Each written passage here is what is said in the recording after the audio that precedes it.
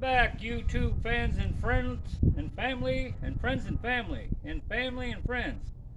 I'm old school mechanic James. Today I'm here with my 4.3 V6 engine. It's a straight, clean, dirty block. It's not clean, but that's what we're going to do today. We're going to clean it up. In the prior videos I sent you guys, I had built the 4.3 V6 engine all the way up to the actual putting it on the ground and turning the engine over. Let me give you a short story. I messed up somehow, some way, and I have to go back in my videos, and I found the problem. Well, the engine started. I didn't have a video of it, but it started. It ran for 1 minute and stopped. And then I tried to bump it over. I thought maybe the starter's an issue. Not an issue. Thought maybe the push rods were an issue. Not an issue. The crankshaft would barely turn, little by little. Well, I went back to the drawing board.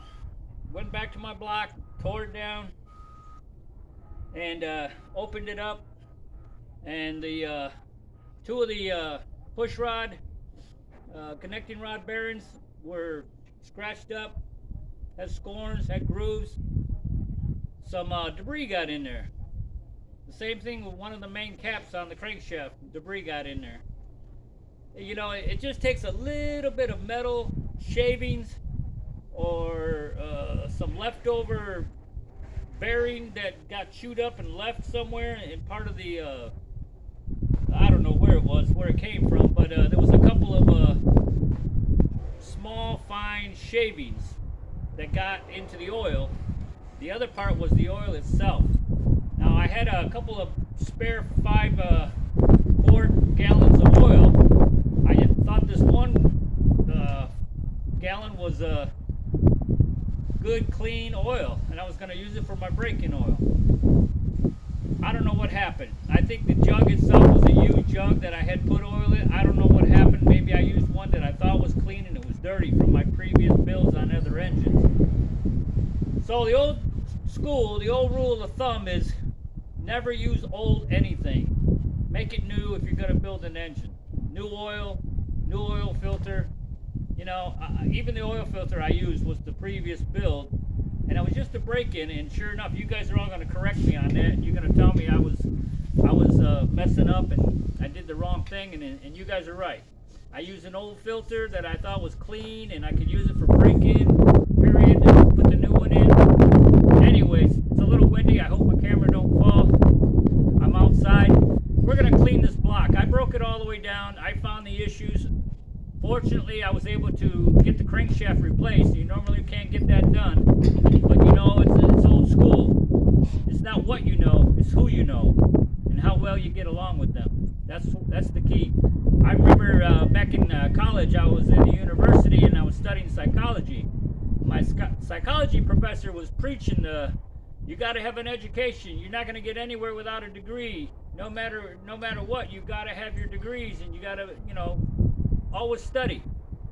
And I thought about it for a minute, and I looked up at him. I said, well, is that really true? Because you know, they find degrees on thermometers, and you know where they stick those. So does a degree make you this smart person just because you have a degree? Could you be street smart? Could you be wise? Could you have wisdom? Could you have knowledge without even having a degree?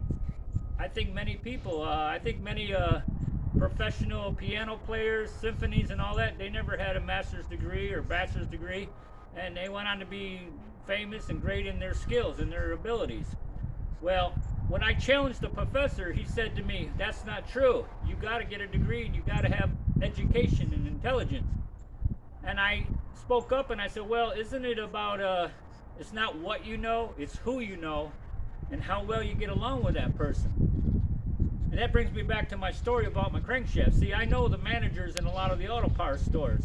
I get to know the managers in Advanced Auto, O'Reilly's, AutoZone, Napa. You go in there and you talk to them with respect and politeness and kindness, and you say, I messed up, I screwed up. I'm an honest man, and I messed up. And the guy helped me out. So we got a brand new crankshaft, brand new bearings.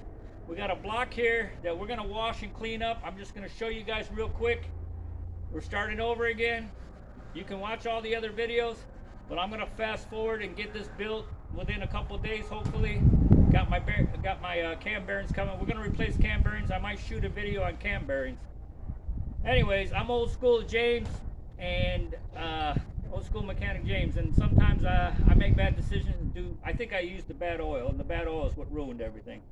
So learn from my mistakes. We're going with new oil this time.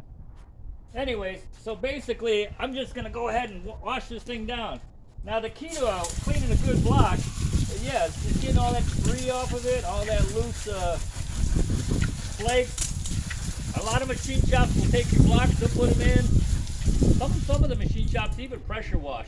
They don't even put them in the sink. I like to put them in the sink if I need to, but these freeze plugs are new. All the way around is new. I just really think I just need to wash it out thoroughly. And we'll find out at the end. If it don't start and I have the problem again, it's because I didn't clean it up all the way. Now one thing I did learn today when I made the phone call, to put cam bearings in this, 50 bucks if you got your own cam bearings. If you don't have your own cam bearings, it's 85 at the engine build. Guys, it's easy to put cam bearings in. It's easy to take cam bearings out. I'll show you in the next video. It's not that hard. It's not difficult. You just got to make sure you got your oil ports lined up correctly. So we're going to put the cam bearings in. The cam is in great shape. It's still brand new. Everything I had before was brand new. The pistons, the connecting rods, the rings. So we're going to all put that back in. But we're going to clean this thing up. So, you know, and your builders, your engine builders will go through each and every hole to make sure your holes are free from debris. So there's no gasket sealing in any of your bolt holes. But you know what? I don't think we have to worry about that, to be honest with you. I think we're in really good shape. I've checked all these bolt holes. I know how to clean them. I can take my tools and clean out the screw holes and bolt holes. What did I just do with that bolt? So anyway, we're gonna give it a nice cleaning. To give a shout out to my cousin Eugene up in New York, Silver Creek. I'll be there, Gene. I'm on my way. I'll see you in December. And a couple other subscribers I met along the way. You know, it's nice about having family and friends. You don't even know these people, but you know, old saying was, if you don't got a friend, make a friend. Then you got friends. So I meet these guys all the time. I was at this one little place on a Sunday, listening to live music, sitting at the table, eating my cheeseburger, and these guys sat down, started talking to them about fast cars and fast women and everything else. I'm joking. And next thing you know, we're exchanging phone numbers, and this guy's got some hot rods, and he don't have a lot of a mechanical experience, so I told him about my YouTube channel. And he subscribed. So I get a lot of subscribers just by networking, talking, telling them what I like to do. This is my hobby. So yeah, we're gonna clean this thing up. Make sure all the jackets are clean, the water's clean. Get all that nasty debris out. See, this is really good because I see some of the stuff falling on the ground right now. And yeah, it's not a pressure washer, but it does the trick. It does what it's supposed to do.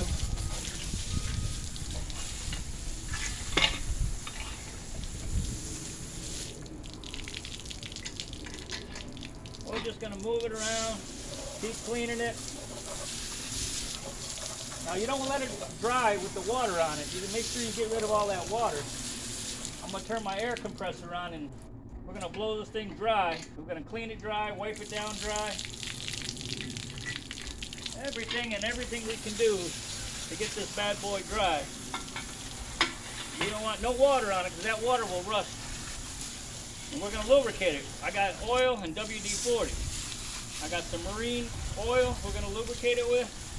WD-40 is the little lift port to the lifters. We're going to oil them down, WD-40 them. So, make it nice and clean.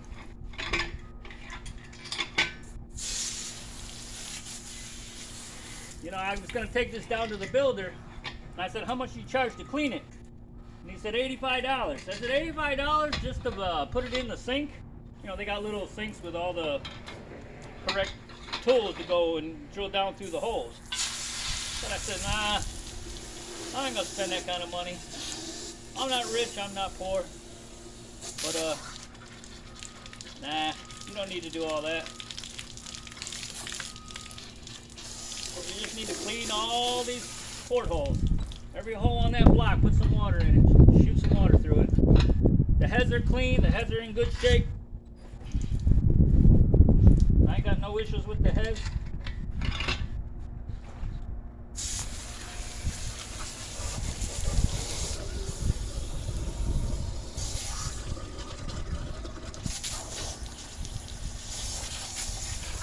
Nice and clean, brand new. Now there's a lot of YouTube videos that show you how to clean them. Some guys, they use chemicals to clean it. Some guys, I seen one guy, he had a engine he dropped in a barrel, a metal barrel. That was pretty cool because he just hoisted it up. He had his water boiling, super hot in the barrel. And yeah, he cleaned the block really good. I mean, it came out looking really good, really clean. He went the extra mile. I'm not going to do all that. I know this block is good. I had the engine running before, so I know there's not cracks in it. It doesn't need to be honed or any kind of engine maintenance or machining on it. It's all in good shape. All the cylinders are in good shape. There's no scratches, no burrs, no nothing on the cylinders. Anyway, so we're about done here. I'm gonna go ahead and shut down this video. I'll get back with you guys after I dry it, clean it up. I got the bearings on the way. Once I start the cam bearings, I'll get back with you guys. I'm Old School Mechanic James. Hot diggity dog.